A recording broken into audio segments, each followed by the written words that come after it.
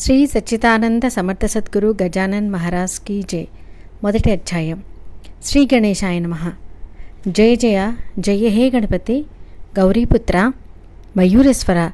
ఏ పని ప్రారంభించటకైనను ముందు పెద్ద పెద్ద విద్వాంసులు, సాధువులు, యోగులు, సత్పురుషులు నిన్ను స్మరించక ముందుకు పోలేరు.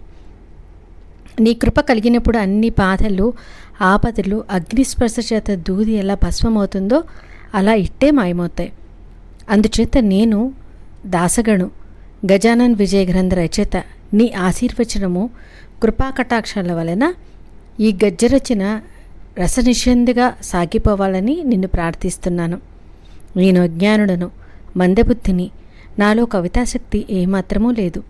కానీ నీ కృప కలిగించో నా ఈ కార్యం సఫలమవ్వగలదు. ఇక బ్రహ్మ యొక్క ప్రకృతి అయినట్టియు, కవివర్ల చెయ్యమూర్తి అయినట్టియు, వారిలో కవితాస్ఫూర్తి కలిగించినట్టియు సరస్వతీదేవికి, బ్రహ్మకుమారి శారదాదేవికి సాష్టాంగ ప్రణామం చేస్తున్నాను. నేను నీ బిడ్డలాంటి వాడిని. నా గౌరవ మర్యాదలు కాపాడటం నీ చేతిలోనే ఉంది. నీ కృపాకటాక్షం వల్ల కుంటి, గుడ్డి, పర్వతాలు కూడా ఎక్కేస్తారు. మోగవాడు అనర్గళంగా మాట్లాడతాడు. అటువంటి నీ అవ్యాజమైన మహిమకు నా వలన ఎట్టి కళంకం రాకూడదు. అందువల్ల ఈ గ్రంథరచన చేయడానికి ఈ దాసగణునికి సాయపడు. ఇంకనూ ఓ పురాణ పురుష, పండరీ పురాధీశ, ఓ పాండురంగ, సచ్చిదానంద రమేష, దీనబంధో పాహిమాం. నీవు జగదాధారుడవు, చరాచర వ్యాప్తుడవు, కర్త ధర్మ నీవే. ఇంతేలా సర్వమూ నీవే. జగమునకు జననముకు జనార్దనుడవు. నీవొక్కడివే పరిపూర్ణవుడు, సగుణ నిర్గుణ రూప అభిన్నుడవు. అట్టి నీ అగాధి మహిమను పెద్దలే తెలియగలరు. ఇక ఈ దాసుడు ఎంతగాడు? రాముని కృపా విశేషము చేత కపిగణములు కృష్ణ కృపారసమున గోపబాలరు బలవంతులు అవలేదా? అట్టి నీ కృపా విశేషం పొందడానికి ధన సంపదలతో ఏమి పని ఉంది? అనన్య భక్తి ప్రపత్తులే నీ కృపా విశేషం పొందుటకు చాలు కదా అని యోగులు, మహాత్ములు విశదపరిచారు కదా. అదే నమ్మకంతో నేను నీ శరణుజొచ్చాను. ఓ రమావరా, నాపై కొంత నీ కృపారసం వెదజల్లుము. నీ గడప తొక్కిన వాడికి ఏమీ ఇవ్వకుండా ఒట్టి చేతులతో వెనక్కి పంపకు. హే పండరీరాయ, నాపై దయతో ఈ యోగిపింగోని చరిత్రను రచించుటలో సాయపడి నిర్విఘ్నంగా పూర్తి చేయించు. హే భవభయాంతక, భవానీశ్వర, శ్రీకంఠ, గంగాధర, ఓంకార రూప, త్రయంబకేశ్వర, నీ అభయహస్తాన్ని నా మస్తకంపై నుంచి ఆశీర్వదించు. నీ అభయప్రదానం వలన కాలుని భయం కూడా కలుగదు కదా. పరుసవేది స్పర్శ వలన లోహము కూడా బంగారం అవుతుంది కదా. నీ కృపయే ఒక పరుసవేది కదా. నేనే ఇక లోహమవుతును కదా. కాబట్టి నా వంటి అబోధ బాలకునిపై ఇక దయచూపవే. నన్ను నీ కృపాపాత్రుని చెయ్యక వెనకకు పంపకు. సర్వశక్తిమంతుడవు నీవే అగుటం వల్ల నన్ను కృపచూచుట ఏమంత కష్టమైన పని కాదు. కాబట్టి ఈ గ్రంథరచన సుగమం అవడానికి, పరిపూర్ణమవటానికి నాకు సాయపడము. కొల్హాపురవాసిని జగన్మాత, జగదంబ నా కులదేవత కావున నా ఈ చేపట్టిన కార్యం సఫలమవటానికే ఆమె చరణారవిందకు శిరస్సు వంచి నమస్కరిస్తున్నాను. శ్రీ దుర్గా, ఓ భవాని, ఓ అపర్ణ, ఓ అంబ, ఓ మృడాని, మీరందరూ ఈ దాసగుడును ఆశీర్వదించండి. ఇక ఈ గజానన చరిత్రను గానం చేయడానికి తగిన స్ఫూర్తినిమ్మని త్రిమూర్తి స్వరూపుడైన దత్తాత్రేయునికి నమస్కరిస్తున్నాను. శాండిల్యాది ఋషీశ్వరులకును, వశిష్ఠ గౌతమ పరాశరుకును, జ్ఞాన సూర్యాడాది శంకరులకును వందనం చేయుచున్నాను. ఇక ఈ దాసగుణించే ఈ చరిత్ర వ్రాయించడానికే యోగి పురుషులను, మహాత్ములను సవినయంగా ప్రార్థిస్తున్నాను. గహనీనాథులు, నివృత్తినాథులు, జ్ఞానేశ్వరులు, తుకారాము వీరందరూ భవబంధాన్ని ఛేదించి ముక్తిని ప్రసాదింపచేసేవారు. శ్రీ సమర్థ రామదాసులకు కూడా నా నమస్సులు. ఓ షిరిడీ సాయిబాబా, పుణ్యపురుషుడైన వామన శాస్త్రి, ఈ దాసకునుకు అభయం ఇయ్యండి. మీ పెద్దలందరి ఆశీర్వచనం వల్లే నా ఈ కార్యం సఫలమవుతుంది. ఈ దాసకనుడు మీ చిన్ని పాపడు. నా నుండి మొహం తిప్పుకోకండి. అసలైన మమకారమే బిడ్డలో పాటలు పలికిస్తుంది. మీకు నాకు గల ఈ సంబంధం తల్లి బిడ్డల బాంధవ్యం వంటిది. కలం అక్షరాలెన్నో వ్రాస్తుంది, కానీ కావ్యాలు వ్రాయలేదు కదా. కావ్యాలు వ్రాయటానికి ఒక సూత్రధారుడు కావాలి. అందుచేత ఓ ఋషిపుంగవులారా, ఓ మహాత్ములారా, మీరంతా నా కళానికి సూత్రధారులు కండి అని ఈ దాసగనుడు వేడుకుంటున్నాడు. ఓ శ్రోతలారా, జాగరూకులై స్థిరమనసు కలవారై ఈ యోగిపుంగుని కథ ఆలకించి మీ జీవితాన్ని ధన్యం చేసుకోండి. భూలోకంలో భ్రమించే ఈ యోగి పుంగవులు సాక్షాత్తు పరమేశ్వరుని స్వరూపాలు, వైరాగ్య సాగరులు, ఈ నశ్వర ప్రపంచం నుంచి కాపాడి ముక్తిని ప్రసాదించే మహాత్ములు. ఈ మహాత్ముల పాదధూళి స్వీకరించిన వారి శరణుచుచ్చిన శరణాగతుని జీవితం ధన్యమవుతుంది. అట్టి ఈ మహాత్ముని చరిత్రను ఏకాగ్ర చిత్తులే ఆలకించండి. ఇట్టి మహాత్ములెవ్వరూ నేటి వరకు ఎవ్వరినీ మోసగించలేదు.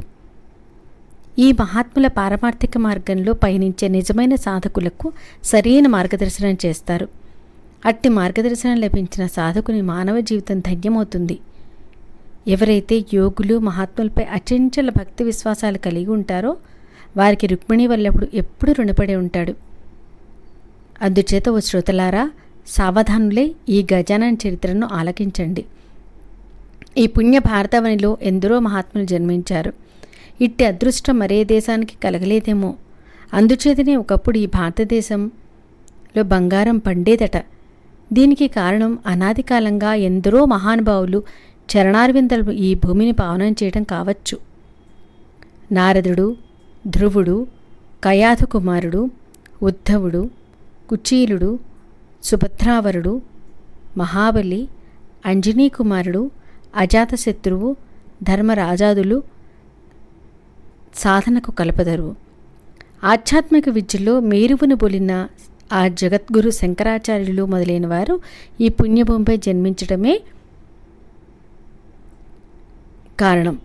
మధ్వాచార్యులు, వల్లభాచార్యులు, రామానుజాచార్యులు మొదలైన ఆచార్యులందరూ ఆధ్యాత్మిక క్షేత్రంలో ఈ భారతవని యొక్క గౌరవాన్ని వినింపజేశారు. నరసీ మెహతా, తులసీదాసు, కబీరు, కమాల్, సూరదాసు, గౌరంగా ప్రభు మొదలైన వారు ఈ పవిత్ర భారతంలో జన్మించి చేసి చూపించిన లీలను ఎవరైనా ఎంతని వర్ణించగలరు? రాజకన్య అయిన మీరాబాయి యొక్క ప్రభుభక్తిని వర్ణించడం సాధారణ మానవునికి అసఖ్యం. శేషసాయి అయిన విష్ణు భగవానుడు ఆమెకిచ్చిన విషాన్ని తాగి ఆమెను రక్షించాడు. గోరఖనాథులు, మత్స్యేంద్రనాథులు, జలంధర యోగీశ్వర్లు ఎంతో మహత్తు కలిగిన వారు. వీరు కావించిన మానవ లీలలు నవనాథ భక్తిసారం అనే గ్రంథంలో వర్ణించబడినాయి. దుర్గమమైన సాధన మార్గాన్ని వదిలి కేవలం భగవశ్చక్తినే సాధన చేసి భగవత్ప్రాప్తిని పొందిన వారిలో నామదేవులు, నరహరి, కంసాలి, జానాబాయ్, కాన్హోపాత్ర, సతీ సక్కుబాయ్, చోగా మాలవాడు, సావతమాలి, కూర్మదాసు, దామాజీ పంతు మొదలైన వారు ప్రముఖులు. దామాజీ పంతు కోసం భగవంతుడు మాలవాడై బీదర్ రాజస్థానానికి పోయి అతడు ఇవ్వవలసిన పైకను చెల్లించి రక్షించాడు. ముకుందరాజు, జనార్దనుడు, బోధలుడు, నిపట నిరంజనుడు మొదలైన మహాత్ముల చరిత్రలను మహీపతిజీ గానం చెయ్యనే చేశారు. వీరిని గురించి ఇంకా తెలియడానికి భక్తి విజయము, భక్తిమాల అనే గ్రంథాలు చదవండి. తర్వాత యోగులైన వారిని గురించి నేను 3 గ్రంథాల్లో సంక్షిప్తం చేశాను. పైన పేర్కొన్న వారి కొవ్వకు చెందిన వారే గజానన మహారాజులును. వీరి ప్రభావం ప్రజలపైన ఎప్పుడూ ఉంటూనే ఉంటుంది. నా సుకృతం వల్ల గజానన చరిత్రను గానం చేసే అదృష్టం నాకు కలిగింది. వారి తొలి దర్శన భాగ్యం నాకు అక్కోట గ్రామంలో లభించింది. దారానికి ముందు మణులను ఎక్కించి చివరికి మేరుమణిని కూర్చినట్టుగా ఈ చరిత్ర గానం చేయడంలో నా స్థితి ఏర్పడింది. ఉత్తరప్రదేశ్లోని వరహాడ ప్రాంతంలో ఖాంగావ్ తహసీల్లో షేగావ్ అనే చిన్న గ్రామం ఉంది. ఆ గ్రామం చిన్నదైనప్పటికీ ఒక విశిష్టమైన వ్యక్తి ఉండడం వల్ల దాని పేరు ప్రఖ్యాతులు నలుదిశలా వ్యాపించినాయి. ఆ షేగావ్ అనే శరీరంలో గజానన రూపమైన కమలం వికసించి దాని సౌరభం నలుదిశలా వ్యాపించింది. ఆ గజానుల లీలలు నా స్వల్ప బుద్ధితో చెప్పదలిచాను. అట్టి గజానుల పాదపద్మాలకు భక్తి శ్రద్ధలుంచి ఈ చరిత్రను వినండి, మీరు ఉద్ధరించబడతారు. గజానన చరిత్ర మేఘం వంటిదైతే శ్రోతలు నెమళ్ళు కావాలి. చరిత్ర రూపమైన మేఘం వర్షించినట్లయితే శ్రోత్రరూపులైన నెమళ్ళు ఆనందంతో పులకించి గంతులు వేస్తాయి, నాట్యం చేస్తాయి. షేగావ్ నివాసులు ఎంత అదృష్టవంతులో, అందుకే వారికి గజాననులు లభించారు. ఎంతో పుణ్యం చేసుకుంటే కానీ ఆ స్థలం మహాత్ముల పాదధూళి చేత పవిత్రం చేయబడదు అని అంటారు. భగవంతుని కంటే కూడా భక్తుడే శ్రేష్ఠుడు. ఇందులో ఏమాత్రం సందేహం లేదు. కార్తీక మాసంలో పండరీపురానికి రామచంద్ర పాటిల్ వచ్చి శ్రీ గజానన చరిత్ర వ్రాయమని కోరాడు. గజానన చరిత్రను గానం చేయాలనే కోరిక నాకు ఎన్నాళ్లుగానూ ఉంది. కానీ ఎవరి చరిత్రను వాయదలిచామో వారి సహవాసం నితాంతము ఉండాలి. కానీ నా దుర్భాగ్యవశాన అది నాకు లభించలేదు. అయినా సదవకాశం కలిగినప్పుడు భగవత్కృప ఏదో విధంగా లభిస్తుంది. ఇప్పుడు గజానన మహారాజులు రామచంద్ర పటేల్ను నా దగ్గరికి పంపి నా కోరిక నెరవేర్చారు. గజాననులు వర్తమానంలోని మహాత్ముల్లో చూడమణి వంటివారు. మహారాజులు ఎక్కడ జన్మించారు, వారు ఎక్కడి నుంచి వచ్చారు, వారు ఏ జాతి వారు, వీటిని గురించి ఎవ్వరికీ తెలియదు. నిజానికి ఇలాంటి విషయాలు ఎలా తెలుస్తాయి? బ్రహ్మను ఎవరైనా ఈనాటికి తెలుసుకోగలిగారా? అసలు సిసలైన రత్నం దొరికినప్పుడు అన్నీ మరిచి దాని కాంతిపైనే తమ దృష్టిని కేంద్రీకరిస్తారు. గజాననుల విషయంలో కూడా సరిగ్గా అదే అయింది. వారెవరు, ఎక్కడి నుంచి వచ్చారు అనే విషయాలు ఎవ్వరికీ తెలియవు. గజాననులు యువకులుగా శక సంవత్సరం 1800లో మాఘపచ్చ సప్తమి 23/2/1878 తిదినాడు అకస్మాత్తుగా షేగాలో ప్రత్యక్షమయ్యారు. గజానన స్వామి సమర్థ రామదాసు గారి మూల నివాసమైన సజ్జనగడ నుండి వచ్చారని అంటూ ఉంటారు. వీటికి ఆధారం ఏమీ లేదు. కానీ ఈ జనశ్రుతిలో కొంత సత్యం ఉండుండొచ్చు. ఆ సమయంలో ప్రజలు పదభ్రష్టులై వివేకహీనులయ్యారు. అనేక రకాలైన ఆపదలను, కష్టాలను ఎదుర్కోవలసి వచ్చింది. ప్రజల ఈ దుస్థితి చూసి దేవుడే గజానన రూపంలో అవతరించారేమో లోకోద్ధరణకై. భగవంతుడు ఏదో ఒక రూపంలో ఈ భూమిపై అవతరిస్తాడు. గోరఖనాథుడు బయట పారవేసిన పెంటలో జన్మించాడు. కానీఫనాథుడు చెవి నుండి జన్మిస్తే చాంగదేవుడు నీటి తుమ్ములో జన్మించాడు.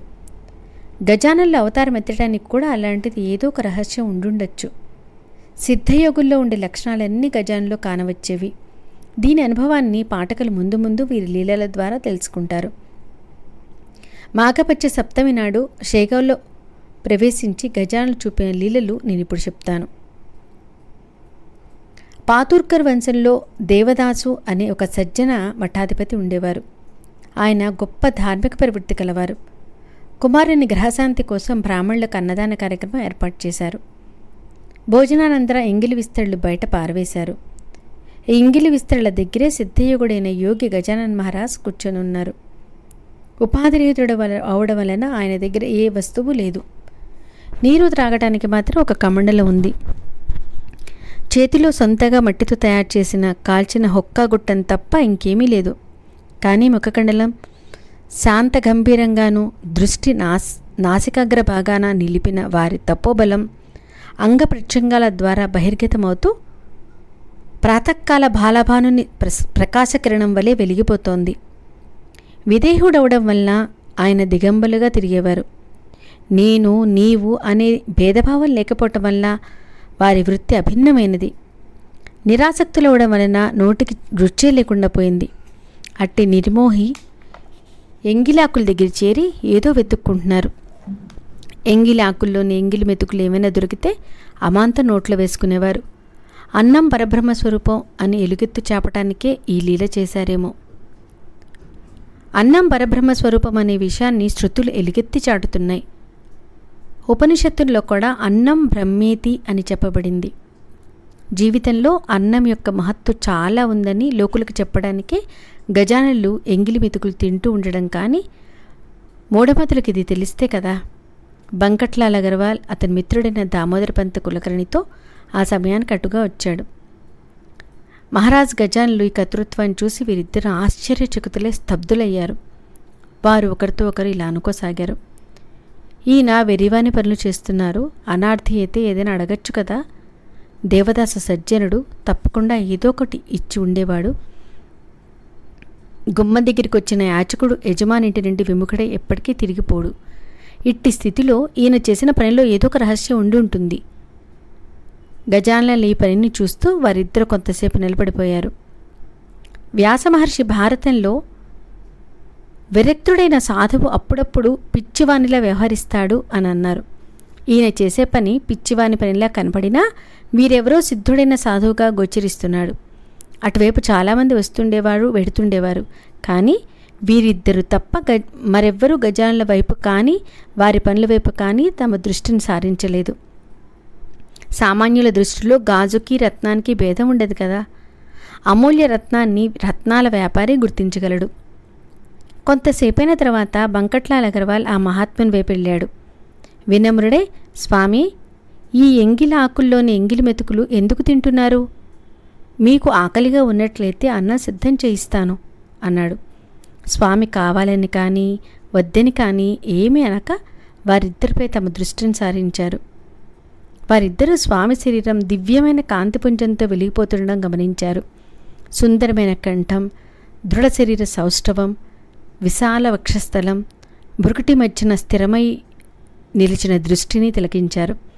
నిజమైన ఆనందంలో మునిగున్న ఆ దివ్యమంగళ విగ్రహాన్ని చూసి వారిద్దరూ మనసులోనే నమస్కరించారు. తర్వాత వారు దేవదాసును పిలిచి విషయాన్ని సవిస్తరంగా చెప్పి భోజన పాత్ర తెమ్మని కోరారు. దేవదాసు ఒక పళ్ళెరంలో భోజన పాత్రలన్నిటిని వడ్డించి స్వామి ముందుంచాడు. భోజన పళ్ళెరాన్ని చూసి స్వామి భోజనం చేయటం ప్రారంభించారు. వారికి భోజన పదార్థాలు ఏవీ రుచించలేదు. బ్రహ్మ రసాస్వాదాన్ని గ్రోలిని వారికి ఈ పదార్థాలు ఎందుకు రుచిస్తాయి? సార్వభౌముడైన రాజుకు కొద్దిపాటే భగవంతుడి వల్ల సంతోషం కలుగుతుందా? స్వామి అన్ని పదార్థాలని కలిపివేసి నిరాసక్తితో భుజించి మధ్యాహ్న జఠరాగ్ని శాంతపరిచారు. ఇది చూసిన బంకట్లాల మనం స్వామీజీని పిచ్చివాడు అనుకుని మహాపరాధం చేశాం. కృష్ణ సోదరి సుభద్రకై కృష్ణుని చిలికాడైన అర్జునుడు వెర్రివాడే ఏవేవో ప్రగల్భాలు పడిగాడు కదా. అలానే ఈ యోగిపుంగుడు ముక్తిరూపమైన సుభద్ర కోసమే ఇలా వెర్రివాడయ్యాడేమో. స్వామి పాదధూళి చేత మన షేగావ ఎంతో ధన్యమైంది. సూర్యుడి నడినెత్తిపైకి వచ్చిన కారణంగా వాయుమండలం తప్తమైంది. అందుచేత గగనంలో విహరించే పక్షిగణాలు నీడ కోసం వృక్షాలను ఆశ్రయించాయి. అలాంటి మండుటెండలో స్వామి బ్రహ్మానందంలో లీనమై కూర్చొనున్నారు. నిజంగా వారు బ్రహ్మయ్యేనేమో అనిపిస్తుంది. స్వామి భోజనం చేశారు. కానీ నీటి కమంగళం ఖాళీగా ఉండడంతో వారిద్దరూ గ్రహించారు. అందుచేత దామోదరుడు స్వామిని, కమండలంలో నీరు లేదు, మీరు కోరినట్లయితే ఈ దాసుడు నీరు తెచ్చివ్వగలడు స్వామి అన్నాడు. దాన్ని విని స్వామి మందహాసం చేసి ఏమన్నారో వినండి. మీకు అవసరమైతే తీసుకొని రండి. ఒకే బ్రహ్మ ఈ జగత్తులో అనేక రూపాల్లో నిండి ఉన్నాడు. నేను నీవు అనే తేడా అక్కడ లేదు. కానీ లౌకిక ప్రపంచంలో దేహధారణ కోసం కొన్ని వస్తువులు కావలసి ఉంటాయి. ఇప్పుడు అన్నం తిన్నాను కాబట్టి నీరు కూడా తాగక తప్పదు. అందుచేత మీరు కావాలనుకుంటే నీటిని ఏర్పాటు చెయ్యండి అన్నారు. ఇది వింటూనే కించిత్ సేవ చేయడానికి తగిన సమయం దొరికిందని వారిద్దరూ సంతోషించారు. ఎంతో ఉత్సాహంతో దామోదరపంత్ నీరు తేవడానికే దేవదాస్ ఇంటి వైపుకు పరిగెత్తాడు. ఇక్కడ స్వామి నూతి దగ్గర పశువులకై ఉంచే నీటిని తాగి తృప్తిగా బ్రేవుమని తేల్చారు. ఇంతలో పంత్ పవిత్ర జలాన్ని తెచ్చి, స్వామి, మీరు త్రాగే నీరు మురికి నీరు, అవి పశువుల కోసం ఉపయోగించేవి, వాటిని తాగకండి అన్నాడు. అది విని స్వామి మందహాసం చేసి, అలాంటి లౌకికమైన మాటలు నాతో అనకండి. బ్రహ్మ సమస్త చరాచర వస్తువుల్లోనూ ఈ బ్రహ్మాండంలోనూ నిండి ఉన్నాడు. అక్కడ పవిత్రం అపవిత్రం, మంచి చెడు అనే తేడాలుండవు. నీరు కూడా ఈశ్వరుడే, అంతేకాదు దాన్ని తాగేవాడు కూడా ఈశ్వరుడే కదా. కానీ భగవంతుని లీలలు అత్కర్యమైనవి. వీటిని సామాన్య స్త్రీ పురుషులు తెలుసుకోలేరు. అందుచేత భగవంతుడు సర్వవ్యాపి అని తెలుసుకోవడానికి ప్రయత్నం చెయ్యి అన్నారు. స్వామి యొక్క ఆ అమృతవాక్కులు విని వారి విదేహ వృత్తిని చూసి ఇద్దరూ మనసులోనే అత్యంత ప్రసన్నులయ్యారు. ఇక నతమనస్కులే ప్రణామం చేయబోతుండగా స్వామి వాయువేగంతో అక్కడి నుంచి పరిగెత్తారు. వారు వాయువేగాన్ని ఎవరు ఆపగలరు? ద్వితీయోధ్యాయంలో ముందు కథను సావధానులే ఆలకించండి. ఈ గజానన విజయం అనే గ్రంథము శ్రోతలను ప్రసన్నులుగా నుంచుకాక అని దాసకనుడు భగవంతుని ప్రార్థిస్తున్నాడు. శ్రీ హరిహరార్పణమస్తు. శుభం భవతు. ఇది ప్రథమోధ్యాయం సమాప్తః. శ్రీ సచ్చిదానంద సద్గురు గజానన్ మహారాజ్ కీ జై.